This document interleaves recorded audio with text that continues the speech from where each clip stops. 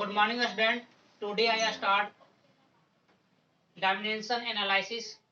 तो dimension analysis में हम लोग बात दो टाइप तक कर चुके हैं, टाइप 1 और टाइप 2। पहले उसको देख लीजिएगा, अच्छी तरह से समझ लीजिएगा। इसलिए आज की वीडियो जो होगा वो टाइप 3 का होगा।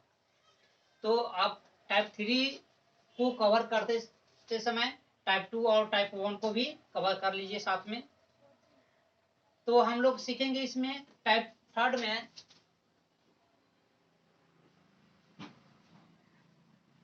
टाइप 3 है। तो टाइप 3 में हम लोग क्या सीखने वाले हैं, इसमें हम लोग सीखेंगे कि अगर एक सिस्टम से अनदर सिस्टम में कैसे चेंज करते हैं। कोई यूनिट दिया हुआ एक सिस्टम से, तो दूसरे सिस्टम में कैसे चेंज करेंगे, इसको टाइप 3 में हम तो समझिए इस तरह से कि सवाल दिया रहेगा कि आप 1 न्यूटन इक्वल टू 10 के पावर 5 डाइन। ये सवाल दिया हुआ है कि बताइए तो 1 न्यूटन में 10 के पावर 5 डाइन होता है। तो इस सवाल को सोल्व करते समय इस टाइप में सवाल क्या है कि 1 न्यूटन बराबर 10 के पावर कितना है, 5 डाइन है, दिया हुआ है। तो 10 अगर 1 न्यूटन में 10 के पावर 5 डाइन होता है तो ये करके दिखाइए कैसे होता है। तो देखिए इन सवालों का जवाब देते समय क्या करना है कि एक सिस्टम क्या है, आपका सिस्टम एक यूनिट में है जो जिसको न्यूटन है, एक सिस्टम हो गया। दूसरा सिस्टम क्या है आपका, डाइन है दूसरा सिस्टम। तो आप एक सिस्टम से दूसरे सिस्टम कैसे बदलेंगे, इस बात को जानने के लिए हम लोग देख यहाँ पर सीखते हैं कैसे किया जाता है। अब देखिए तो एक कंसेप्ट आया है, हम लोग कंसेप्ट क्या देखिए,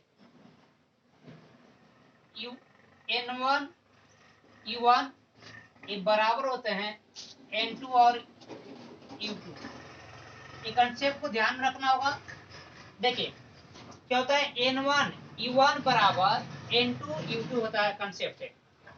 तो N1 का मतलब क्या होता है, इन मैग्नीट्यूड के बारे में बताता है, मैग्नीट्यूड के बारे में बता रहा है, जिसको परिमाण। और U1 क्या है, U1 जो क्या है, एक यूनिट है, मात्रक है।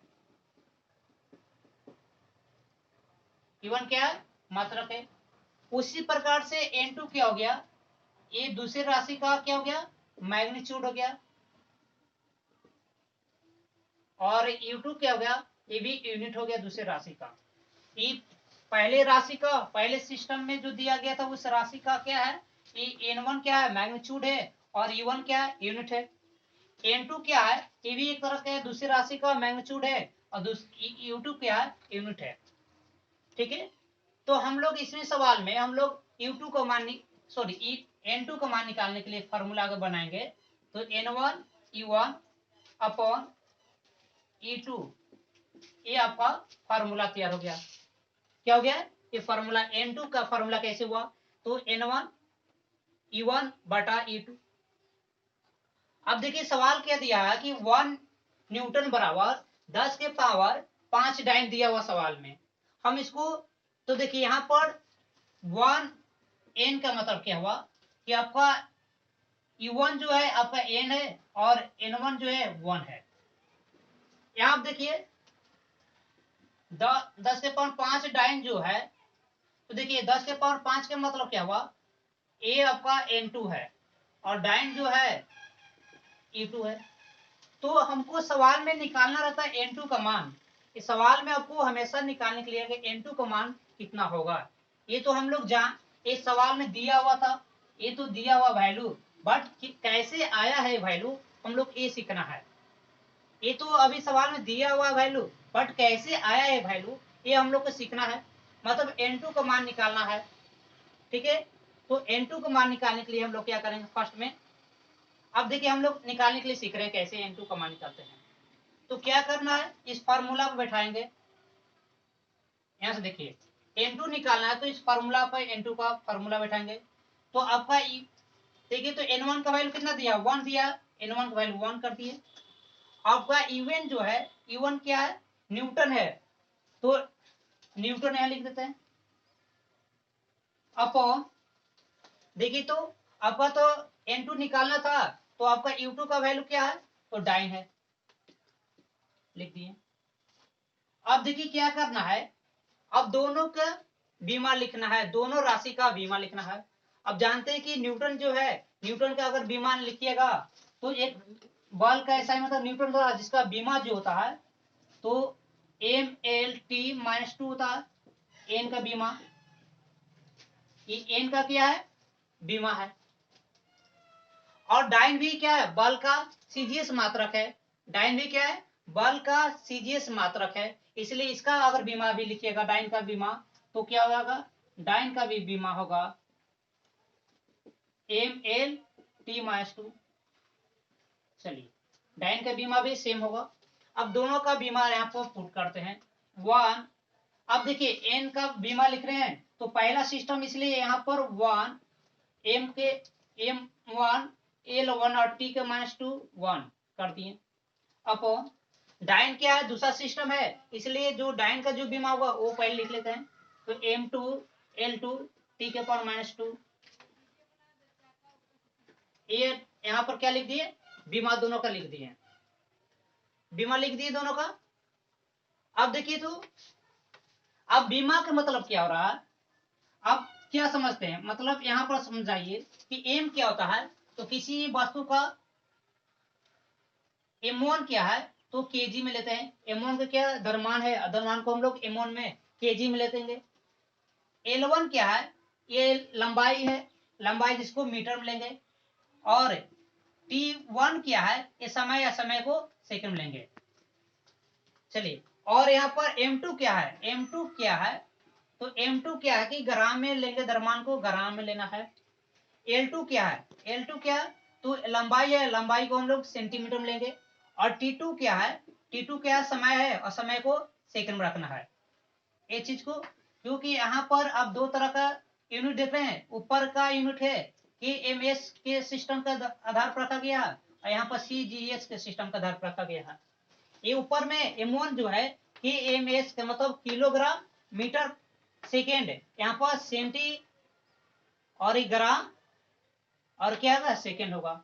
ये आपका सीजीएस मात्रक है। डाइन जो होता है बल का सीजीएस मात्रक है, और न्यूटन जो है बल का एसआई मात्रक है, लिख दिए।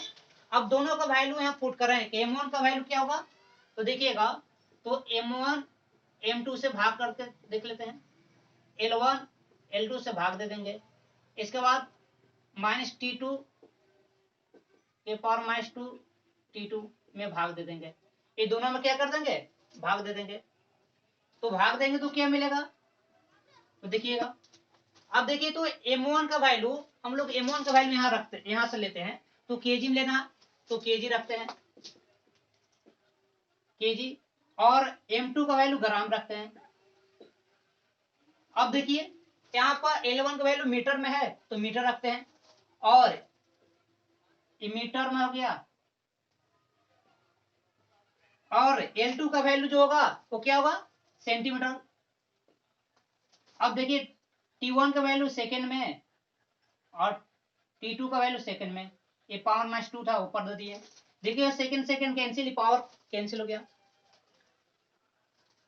अब देखिए तो इसको चेंज करते हैं केजी, या तो आप केजी को ग्राम में बदल दिए, नहीं तो ग्राम को केजी में बदल दिए।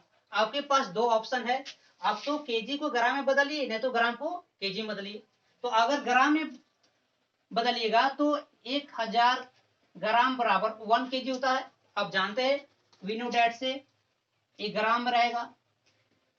और देखिए तो मीटर को अगर सेंटीमीटर बदलिएगा तो आप क्या जानते हैं कि 1 मीटर इक्वल टू 100 सेंटीमीटर, बदल दिए।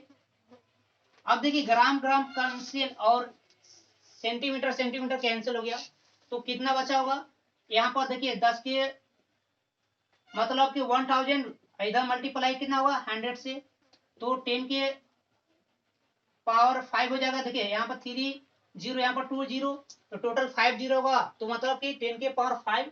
तो अब 10 के पावर 5 क्या आया, तो आपका N2 का वैल्यू आ गया,